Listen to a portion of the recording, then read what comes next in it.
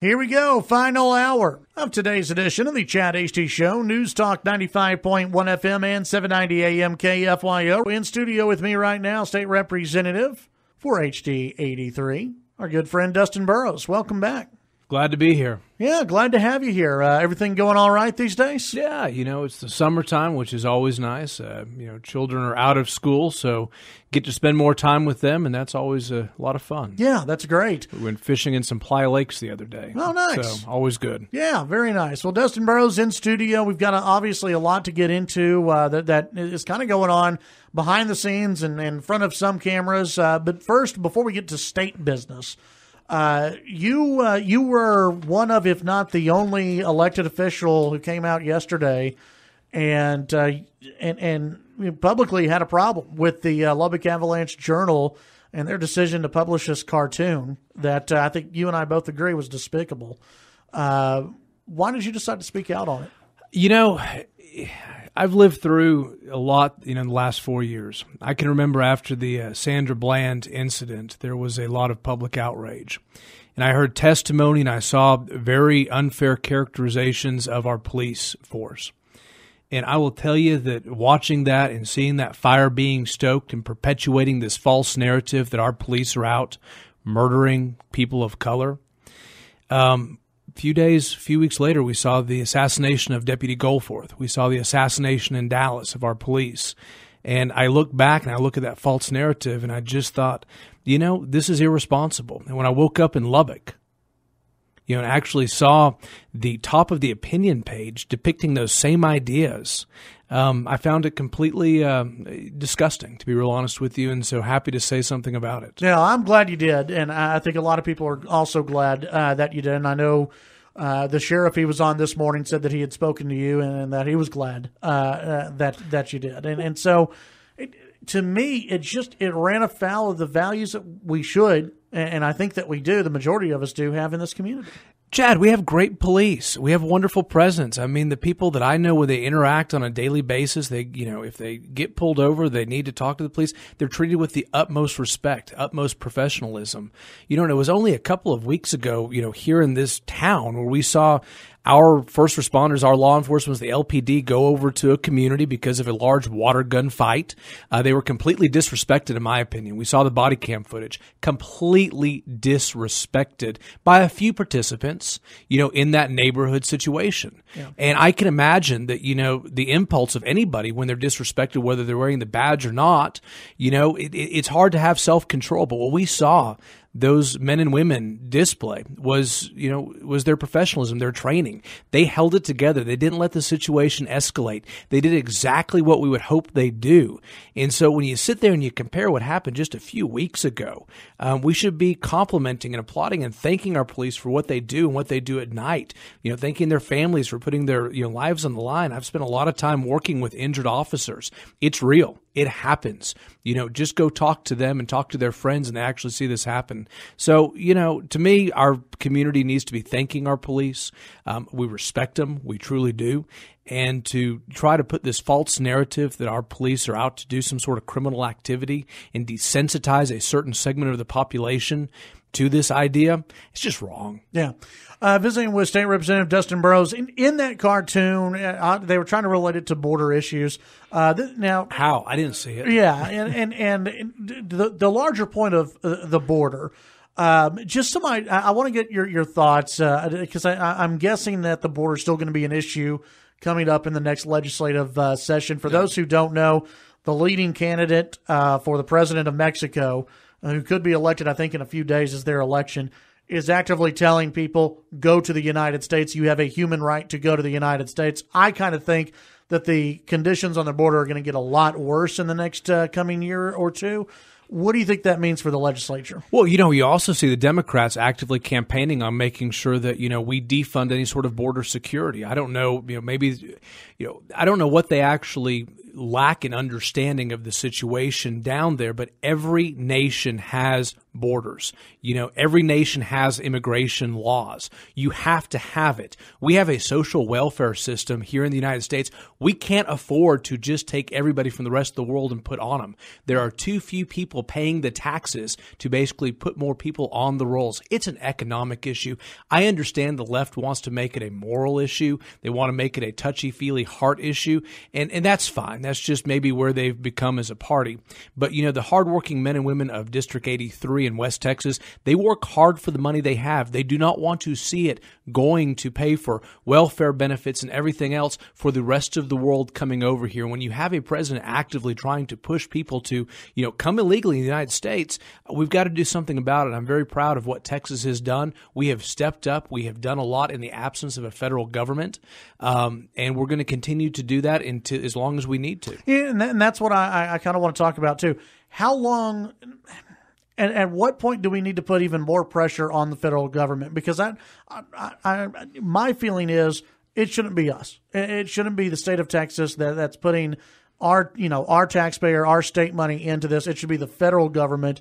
It's their job to secure the border. We can use that money for some other things here in Texas. So when does more pressure need to be put on the federal government to do something? Look, I'm all for continuing to put more and more pressure, but until we actually have a secure border, a safe border, till we actually know that we're not getting, uncontrolled, immigration or migration that's, illegally coming over here, Texas will be in there and stand in the breach. We have to, and that's just a period, the end. And I think that most people in this area want us to. Yeah, absolutely. All right, let's do this. Let's go ahead and take the break about a minute or two early. When we come back, we're going to get into school safety, red flag laws, gun issues, because that's the issue pretty much dominating the lawmakers right now during this interim. So we'll get into that and much more when we come back with State Representative Dustin Burrows. Chad Hasty Show News Talk. KFYO. We continue our discussion with State Representative Dustin Burrows here on the show, and there was one other elected official who did speak out. Yeah, Chad, I needed to correct the record from the last segment. My good friend Representative Springer actually came out very hard yesterday opposed to that political cartoon. He represents a great many of the counties in your viewing audience or your listening audience, and he condemned it strongly. And he's a volunteer firefighter, good connection with first responders, and he found it just as offensive as I think most people in this area did. Yeah, and we've had him obviously on the show many times, good friend of the program. And now, Lubbock Avalanche Journal, it's easy to correct when you're wrong. It's easy just to say, oh, yeah, we were wrong. Here you go. You don't have to publish this little lame excuse that they did today and go, oh, well, we have to publish both sides. Well, you don't have to publish everything. And by the way, I'm not so sure that cartoon had anything to do with border security. It had to do with, police officers and police officer shootings. Yeah. I mean, it is a completely different topic. And I promise you, think about this. If there was a cartoon that was submitted, I don't care where it was from, but maybe it made fun of the LGBTQAIZ, and I probably butchered that, got that wrong, but it did that. My guess is somebody would have actually censored and not put that on the editorial page. Yeah.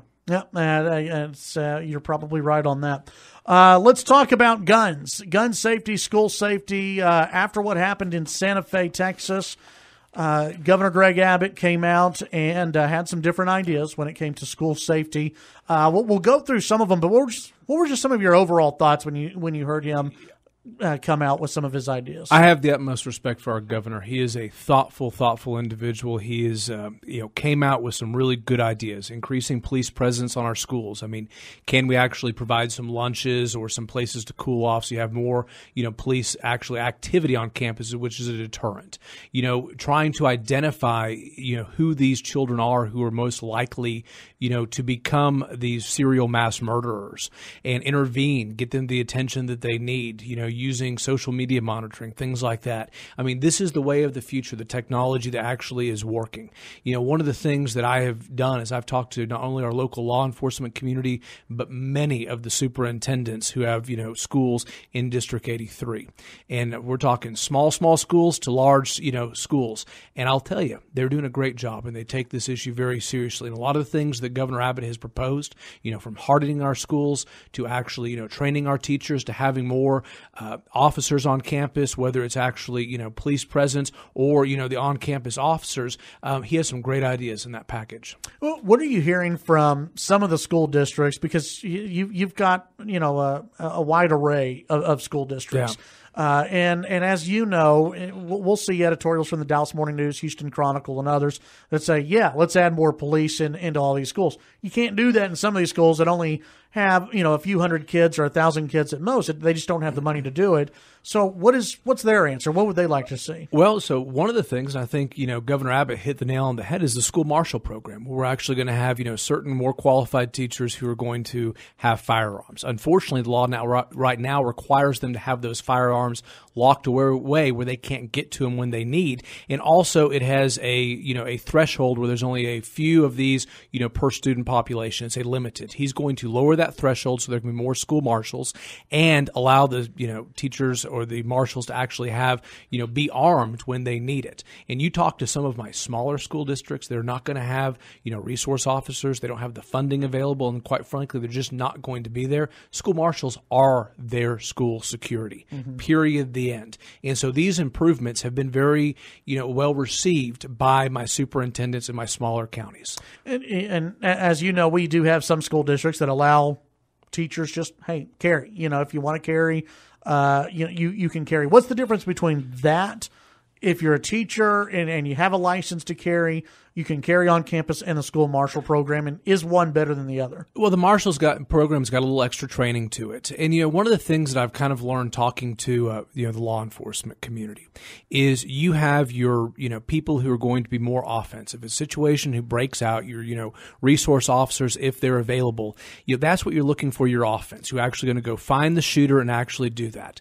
And then there's also a complementary in some of those, size school districts that have resource officers to allow teachers or marshals to be sometimes more even defensive. So if they have to barricade themselves into a classroom, it's kind of like the Alamo, that, these are going to be the last people standing. And so there's a lot of different things going on. The thing that I would really need to mention that I'm most excited about is there's some really great programs going on, coming down from Texas Tech. We'd heard it called to as Twitter, but also just, some of our superintendents have gone to training and using their counselors and their resource officers to try to identify these students.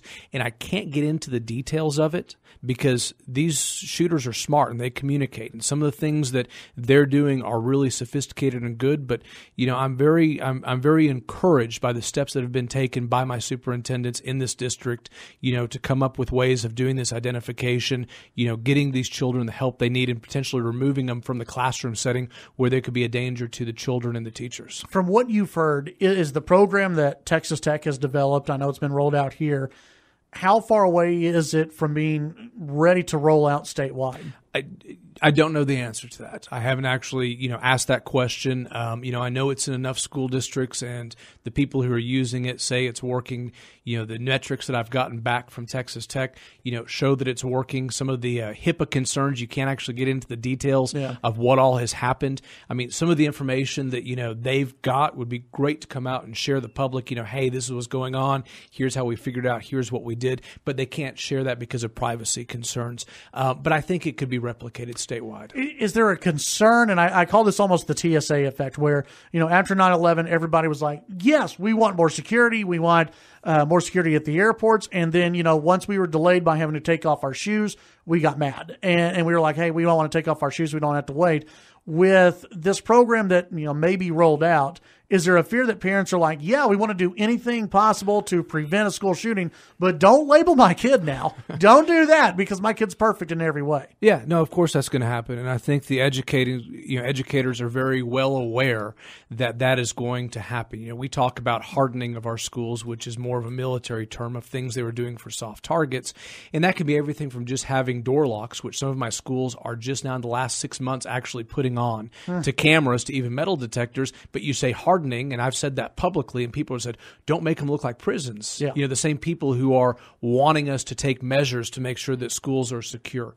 It all has a role, from early identification to, making sure our schools are more secure, hardening, to having police presence to actually deter. And here's one thing that, from these conversations I've had locally that I thought was really a brilliant idea that hadn't been at the statewide level is some actual teacher training, not just to let them know, not even the armed teachers, but not to let them know how to communicate with SWAT or the student resource officers or things, but also just simple things like bleed control.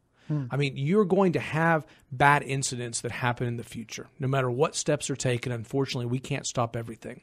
But we can save lives if teachers know how to use tourniquets. Yeah. They knew how to use gauze. And I have a really great, person who runs an ER over here at Star ER, and, they were giving away, some of these packets to our schools and trying to do the training to make sure that, teachers, maybe they don't want to carry a gun. And I don't think if they do, they should. We're not going to make them do that. I promise you that. We're not going to issue, state guns to teachers or anything? No, but they do want some training to know if something were to happen, how can they be helpful? How can they protect their children? Whether it's from just barricading to, having a red or a green card. So if SWAT comes by, they can say, is there somebody injured or not? And they can move on down the road to if somebody is shot or injured a different way. Because maybe it's not a gun. Maybe it's something else, how somebody gets, injured. Actually being able to, provide, since there's only one nurse potentially on campus, some of the life-saving measures that are necessary. I think that's got some real merit. The governor has brought up more counselors in schools. There was an article in the paper, I think it was about 2 weeks ago maybe, local superintendents saying, we'll put more counselors in schools, but we need more funding. And it came back to that. And in fact, I think it might have been over at Cooper ISD where they said, we'd love to put more counselors, but counselors are doing this, they're doing that, and they're not just counseling. If they put more money into this, okay, there is a funding mechanism here to this, right? Sure. Let me start with the fact that I do think that we have asked a lot of our counselors currently, and I do think that there needs to be some more capacity expanded so they can deal with some of this identification measures that we are talking about. I very much suspect, this will be, if not one of the top most important issues next session. I suspect our governor will probably make it an emergency item. We're going to pass some very big bills to deal with this. I bet they're bipartisan at the end of the day. Probably the type of things that get voted 140 to very few minority in the House. And when you see the line items, you're going to see grants and funding that go with it. And whether it goes directly to the school, directly to some law enforcement community, whether it's staggered by size, that's going to be for the debates. But when we come back with the budget, I can, all but guarantee it, I'll support, funding to make sure that our students and teachers are safe. Before we hit our next break, which is coming up, what are your just overall thoughts on metal detectors? Good idea, bad idea? They don't bother me. We put them at the courthouses. They put them at the airports. I think that, if we're talking about, return on investment, I don't know that they're, in the top 3 or 4 items, but I do think that, they have a place, and I think they should be part of the conversation. Yeah. When we come back, we're going to talk about red flag laws. We're going to talk about storage. And some of the other ideas that the governor has floated that has been a little more controversial among Republicans and in voters who are watching this all play out. We'll continue our visit with State Representative Dustin Burrows when we come back. All right, Chad Hasty Show, News Talk 95.1 FM and 790 AM KFYO. We'll have one more segment with State Representative Dustin Burrows in studio talking about school safety and the gun issue. That's been really dominating this interim time, Representative Burrows, the gun issue, and then also you brought up during the break Hurricane Harvey. Yeah, it's been kind of dominating the interim session. I would tell you that, perhaps up here is not as big of an issue because we didn't live through it. Yeah. But I know it's important to everybody here in West Texas that we rebuild our coast. My colleagues who represent the coastal area, they talk about it all the time. We know there's a lot of hearings going on that are dedicated to finding out what the impact is. I've heard about it in the banking committee, from the agriculture committee. And, we're looking at what things we need to do better and what funding needs to go down there. And there's going to be a natural tension because everybody in West Texas wants the coast rebuilt. There's not a doubt about that. However, we also have critical needs and funding issues up here in West Texas. Yeah. So we can't spend every one of our resources down there, when there's also the rest of the state has needs as well. And so it'll be a big issue. We'll do the right thing. I have a lot of confidence in that, but there'll be a lot of politics involved leading up to it and during the session on it. Let's get back to the governor's gun safety plan. A couple of different issues that I think, and you've probably heard from constituents that are not too comfortable with. the red flag laws that the governor brought up to at least have a debate over. First, for those who don't know what a red flag law and what the governor is wanting, what is he wanting, and what are your thoughts? There were hearings on it in the House yesterday. I think it would be a little disingenuous for me to, sit there and comment specifically because I didn't get a chance to actually watch those hearings. But I know that it was debated. From my point of view, I have a lot of apprehension about anything that would deny somebody their Second Amendment right of self-protection. Ever since the Heller decision came down, which said you had the right of self-protection in your home, I've always believed it should be and will be extended to outside of your home as well. But, even if we're just talking about Heller, to deprive somebody the right of self-protection when they actually have not been, criminally convicted or lost their Second Amendment right because of some sort of, being judged incompetent or because of, something actually out there, that really concerns me. And I have some due process concerns and some constitutional concerns, and I will go back and watch these debates. I know it's going to be an issue. I have no problem with any issue being debated, but I do have some real constitutional reservations about depriving anybody, of that right. Do you think that's something that would see a lot of contention, maybe, if brought up during the legislative session? I would think so. I mean, most Republicans and conservatives, I know, look at the Second Amendment as I described it. It's a right of self-protection. Yeah. That, I feel better knowing that, my home has arms in it in case a bad guy wants to do harm to me and my family. My wife shared a story this morning of somebody from New Zealand who got cut off from doing online chats with a 14-year-old girl, and mama had a gun and was able to shoot him. I mean, there is a right of self-protection that pre-existed even the Constitution. Yeah. And is enshrined in the Constitution. So anytime you're talking about taking that away from somebody, I mean, it is going to have very, very high level of scrutiny and a lot of apprehension, and met with some resistance, I think, in the Texas legislature. The governor also brought up some safe storage laws. Well, those aren't new laws. There's actually some already existing laws out there that say that, you should, if you have children, keep a firearm locked away. I think that's, to be honest with you, we keep firearms locked away when you have small children. I think there is a responsibility to do that. However, that law was in place and, didn't prevent what we recently saw in Parkland or elsewhere. And, so you have some questions about that, but, certainly that's going to have some hearings and merits. And, I do think as a parent, and as a parent who has children who go to other parents' homes, I do think it's important for, parents to keep, firearms locked away and safely stored, from children. And I think most people agree with that. Most Second Amendment advocates agree with that statement. Let's see. Constitutional carry it was not brought up by the governor, but in the convention, this is something that pops up, and during, I think, the last 2 or 3 legislative sessions, you've had people who have said, we're all about constitutional carry. Doesn't seem like there's been much of an appetite in the legislature for it. Have you seen anything that differently kind of as we build towards the next session? Well, there's a lot of people who have different definitions of constitutional That's carry. True, and yeah. so, every time we start out with that, we have to define what that actually is. I don't know of any laws on the books that I think are unconstitutional at this point in time. If I did, I would certainly be filing bills to repeal them. Always open for a conversation on that.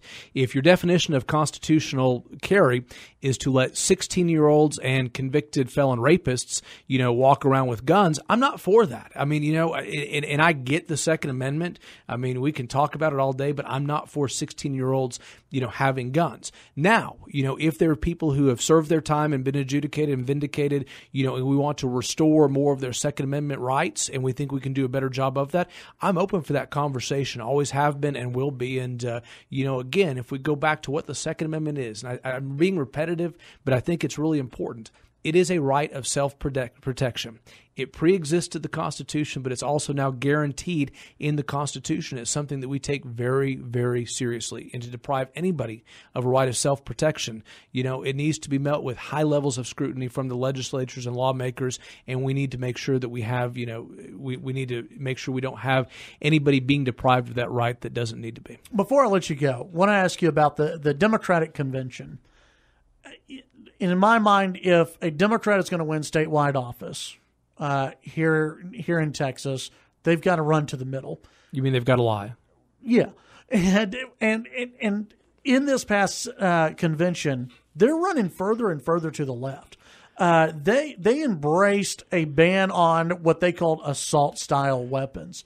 Are you surprised by this, or is this what you've been even seeing with some of the Democrats in the legislature? Well, I actually appreciate that. In some ways, I spoke at the Republican convention here locally, and I think you were there, and I started out by paying Bernie Sanders a compliment. The air kind of went out of the room. And I said, I at least appreciate the fact that he's open and honest about being a socialist. The rest of them either don't know they are or are going to mislead people to think they're not. I mean, if you really study the modern Democrat movement, the platform and progressivism, I mean, it's more in line with Bernie Sanders, this idea that there's conservative Democrats left. Who? Where? Yeah. I mean, I don't see it. So I think it's going to get more radical. They're going to want to expand, welfare for a great many more things that we actually can't afford. They're going to want to, start small with gun bans and keep going as far as they can. We just saw the California, law that got passed where if somebody goes in to talk about, an unplanned pregnancy, that they were requiring doctors to counsel them about abortion options. It got struck down by the Supreme Court today. Thank God. And only a 5-4 decision, which should make everybody worry. Yeah, but thank God it got struck down. But could you imagine a legislature of progressives who think it's a good idea that doctors, wink, wink, nod, nod, recommend abortion? I mean, this is the modern Democrat progressive movement. This is what we're seeing, the cartoon we talked about, where we're going to pretend that our law enforcement's out there murdering people of color. This is where they want to take us in the direction they go. So their best chance is to mislead and pretend that's not actually their platform, but at least appreciate a little, smack of honesty every now and then. There you go. State Representative Dustin Burrows, District 83. Always appreciate your time. Thank you.